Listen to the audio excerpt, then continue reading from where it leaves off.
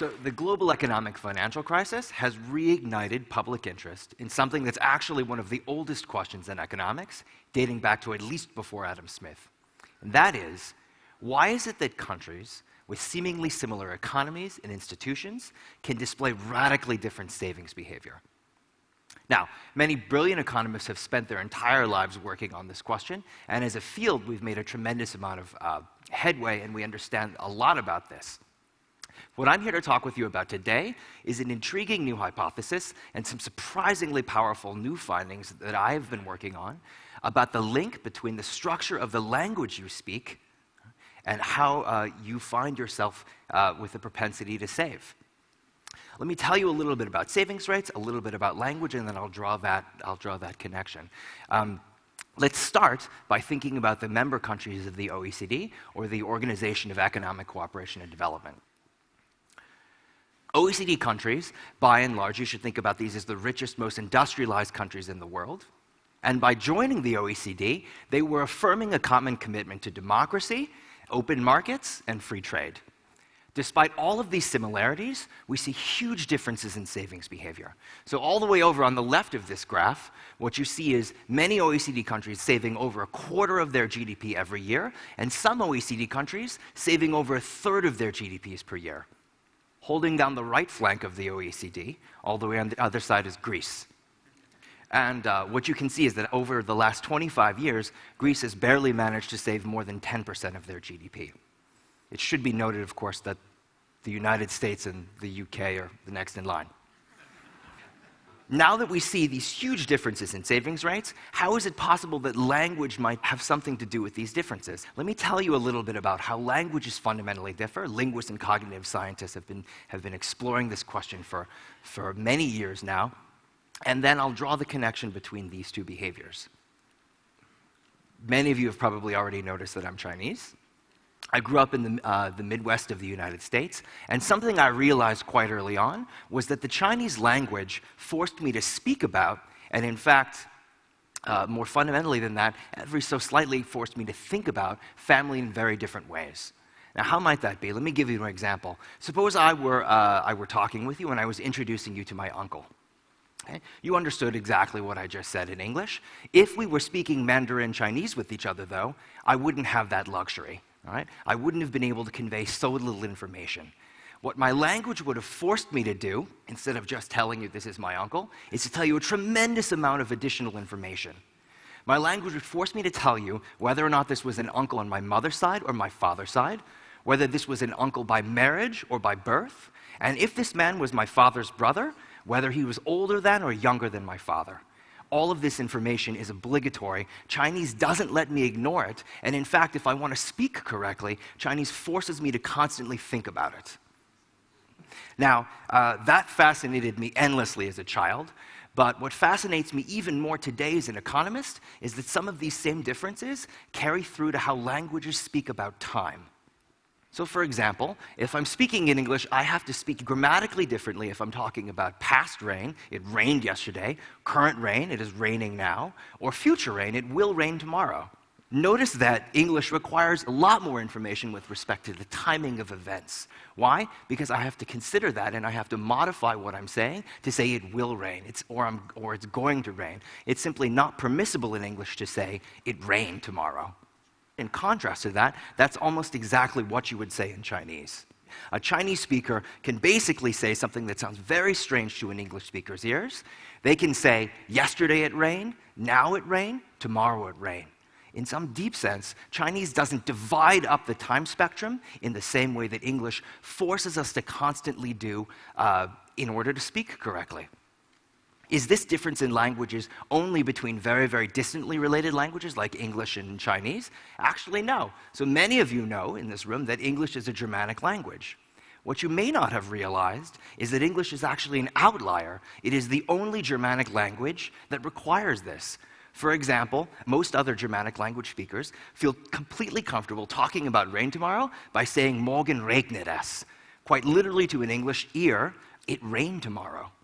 This led me to as a behavioral economist, to an intriguing hypothesis. Could how you speak about time, could how your language forces you to think about time, affect your propensity to behave across time? You speak English, a futured language, and what that means is that every time you discuss the future or any kind of a future event, grammatically you're forced to cleave that from the present and treat it as if it's something viscerally different. Now, suppose that that visceral difference makes you subtly disassociate the future from the present every time you speak.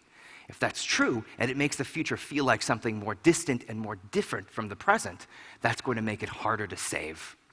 If, on the other hand, you speak a futureless language, the present and the future, you speak about them identically. If that subtly nudges you to feel about them identically, that's going to make it easier to save. Now, this is a fanciful theory. You know, I'm a professor. I get paid to have fanciful theories. But how would you actually go about testing such a theory? Well, what I did then was to access the linguistics literature, and interestingly enough, there are pockets of futureless language speakers situated all over the world. This is a pocket of futureless language speakers in Northern Europe. Interestingly enough, when you start to crank the data, these pockets of futureless language speakers all around the world turn out to be, by and large, some of the world's best savers. Just to give you a hint of that, let's look back at that OECD graph that we were talking about. What you see, these bars are systematically taller and systematically shifted to the left compared to these bars, which are the members of the OECD that speak futured languages. What is the average difference here? 5 percentage points of your GDP saved per year. Over 25 years, that has huge long-run effects on the wealth of your nation. Now, while these findings are suggestive, countries can be different in so many different ways that it's very, very difficult sometimes to account for all of these possible differences. What I'm going to show you, though, is something that I've been engaging in for a year, which is trying to gather all of the largest data sets that we have access to as economists, and I'm going to try and strip away all of those possible differences, hoping to get this relationship to break. All right? And just in summary, no matter how far I push this, I can't get it to break. Let me show you how far you can do that. One way to imagine that is I gather large data sets from around the world. So for example, there's the Survey of Health and Retirement in Europe. From this data set, you actually learn that retired European families are extremely patient with survey takers. So imagine that you're a retired household in Belgium, someone comes to your front door. Excuse me, would you mind if I peruse your stock portfolio? Do you happen to know how much your house is worth? Do you mind telling me? Would you happen to have a hallway that's more than 10 meters long? If you do, would you mind I timed how long it took you to walk down that hallway? Would you mind squeezing as hard as you can in your dominant hand this device so I can measure your grip strength? How about blowing into this tube so I can measure your lung capacity? Right? The survey takes over a day. Combine that, okay, with the demographic and health survey collected by USAID in developing countries in Africa, for example, which that survey actually can go so far as to directly measure the HIV status of families living in, for example, rural Nigeria. Combine that with the World Value Survey, which measures the political opinions, and fortunately for me, the savings behaviors of millions of families in hundreds of countries around the world. Take all of that data, combine it, and this map is what you get. What you find is 9 countries around the world that have significant native populations which speak both futureless and futured languages. And what I'm going to do is form statistical matched pairs between families that are nearly identical on every dimension that I can measure. Okay? And then I'm going to explore whether or not the link between language and savings holds even after controlling for all of these levels. What are the characteristics we can control for? Well, I'm going to match families on country of birth and residence, the demographics, what sex, their age, their income level within their own country, their educational achievement, a lot about their family structure. It turns out there are 6 different ways to be married in Europe. And most granularly, I break them down by religion, where there are 72 categories of religions in the world, so an extreme level of granularity. There are 1.4 billion different ways that a family can find itself. Okay, now, Effectively, everything I'm going to tell you from now on is only comparing these basically nearly identical families. It's getting as close as possible to the thought experiment of finding two families, both of whom live in Brussels, right, who are identical on every single one of these dimensions, but one of whom speaks Flemish and one of whom speaks French. Or two families that live in a rural district in Nigeria, one of whom speaks Hausa and one of whom speaks Igbo. Now, even after all of this granular level of control, do futureless language speakers seem to save more? Yes. Futureless language speakers, even after this level of control, are 30% more likely to report having saved in any given year. Does this have cumulative effects? Yes. By the time they retire, futureless language speakers, holding constant their income, are going to retire with 25% more in savings. Can we push this data even further? Yes. Because I just told you, we actually collect a lot of health data as economists. Now, how can we think about health behaviors to think about savings? Well, think about smoking, for example. Smoking is, in some deep sense, negative savings, right? If savings is current pain in exchange for future pleasure, smoking is just the opposite. It's current pleasure in exchange for future pain. What we should expect, then, is the opposite effect, and that's exactly what we find.